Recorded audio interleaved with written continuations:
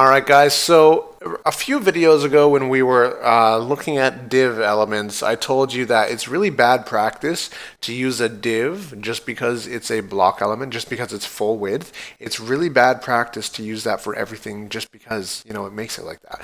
So what we have in HTML5 is the introduction of new elements, and we're going to be covering those in this video and the next one.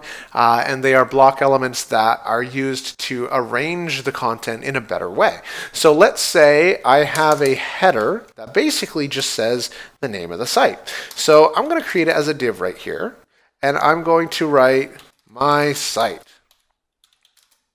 Now I need this to look a bit different, so I do have to add some properties to it. So what I'm going to add is a height property, and it's going to be 100. That's 100 pixels high. So I'm going to save this. I'm going to refresh this, and now this is a div at the top of my site that says it's my site. It just shows the title. Maybe I want to show my navigation up there too, links to other pages within the site itself. However, I'm not going to jump into that right now. Instead of using a div element, which does not specify what type of content this tag includes, we're going to use an HTML5 header element. And this is not a header, or this is not a head element. So within an HTML document, the head of the document just provides meta information, but within the body you can use a header element that's for content. It's just like a div.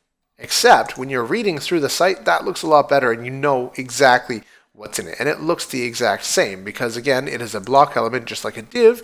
It's just a lot better practice to use more appropriate tags where possible. So along the same lines, at the bottom of the site, let's create a div that says copyright 2017.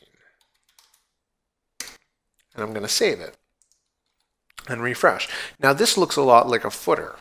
And so in that case, instead of doing this right here as a div, we're going to be writing footer. So footer is another HTML5 tag that didn't exist in HTML4, and we're always going to be using this at the bottom of a site if it better describes the content within it than a div does. And so in this case, this is most definitely footer content, so I'm going to wrap it in a footer.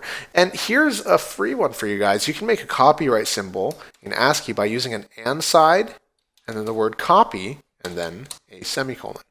So we're going to be getting into this as well. These are HTML entities. I believe it's just ASCII characters. It's a way to code in ASCII characters. So if I save this and refresh, it shows a copyright symbol there. And you can also do these with other things, and I can't remember any off the top of my head right now because I don't use them often. But if you need to put more than one space between words, for instance, HTML doesn't like that. It only will recognize the first space character. But if you want more than that, you can use another ASCII character called hold on. What is it? NBSP? I think. Yeah, that is it. Okay. NBSP. So you can, I'm not sure what it stands for. I just know that it does this. So you can copy it and paste it, and now you'll see that we're getting a lot of spaces in between here. It is a space character that makes the HTML recognize it and print it as a space character. So, but more importantly in this video, what we did was we learned about these HTML5 elements, header and footer.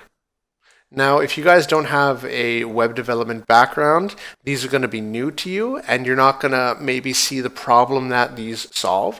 But if you have done a little bit of web development in the past, you will know exactly the problem that exists here. And what I'm going to do is actually, I'm going to look at the source of this page right here.